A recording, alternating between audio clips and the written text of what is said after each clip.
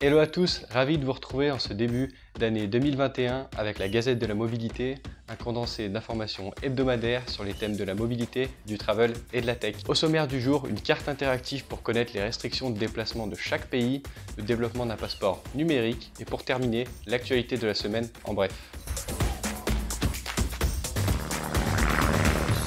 On commence sans plus attendre avec une carte interactive permettant de connaître la politique touristique de chaque pays en temps réel. Créé par IATA, l'association internationale du transport aérien, cet outil est mis à jour quotidiennement conformément à l'évolution rapide de la pandémie de Covid-19. Pour connaître toutes les restrictions liées à un pays donné, il vous suffit simplement de cliquer sur le territoire en question. Prenons l'exemple du Royaume-Uni. En ce moment, la carte vous révélera que les passagers sont sujets à l'auto-isolement pendant une durée de 14 jours et doivent remplir un formulaire de santé publique pour les passagers avant le départ et le présenter au service douanier. Si malgré le contexte vous comptez voyager dans les prochains mois, consultez régulièrement cette carte afin d'être tenu informé des dernières nouvelles et évolutions. On continue dans le domaine du travel avec une nouvelle fois IATA, cette fois-ci en collaboration avec International Airlines Group sur la phase de développement finale du Travel Pass de IATA. Mais le Travel Pass, c'est quoi? C'est un laissez-passer de santé numérique visant à permettre la réouverture en toute sécurité des frontières internationales. Il servira notamment à gérer et vérifier le flux sécurisé des informations nécessaires sur les tests ou encore les vaccins entre les différents gouvernements, les compagnies aériennes, les laboratoires et les passagers. En résumé, ce Travel Pass comprend 4 modules disponibles, le tout en open source, pouvant être combinés mutuellement. Tout d'abord, le registre mondial des exigences en matière de santé permettant aux passagers de trouver des informations précises sur les voyages, les tests et éventuellement les exigences en matière de vaccins pour chaque pays.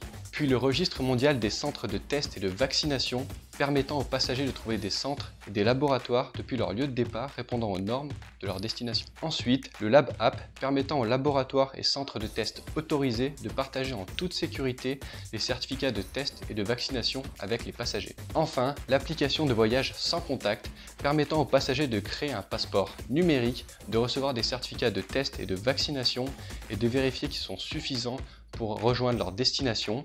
Enfin, de partager ces certificats avec les compagnies aériennes et les autorités afin de faciliter leur voyage. Les premiers tests seront lancés très prochainement, courant du premier trimestre 2021, afin de démontrer si oui ou non cette plateforme combinée aux tests permettra de relancer les voyages internationaux et de lever ainsi les restrictions de quarantaine. On vous met bien entendu tout le détail concernant le Travel Pass en description.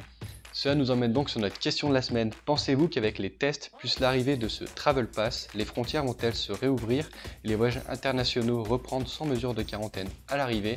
Si oui, placez un avis en commentaire, sinon, faites-nous savoir pourquoi.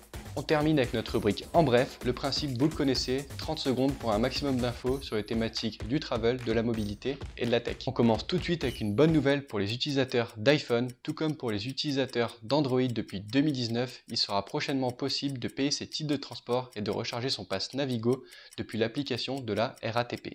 Velio, un vélo solaire en kit, véhicule 4 places, efficace, pratique, économique et bien entendu écologique, a vu le jour à Orléans et souhaite partir à la conquête de la France en 2021.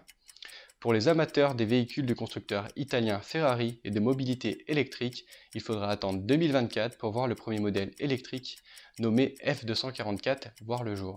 Et voilà, c'est la fin de ce premier JT version 2021. Si vous pensez que ce contenu vous a apporté de la valeur, n'hésitez pas à liker la vidéo, à répondre à la question de la semaine en commentaire. Pour les startups de la mobilité, vous pouvez me contacter directement sur mon LinkedIn. En attendant, toute l'équipe Ship & Co vous souhaite un excellent week-end et moi je vous dis à vendredi prochain. Ciao.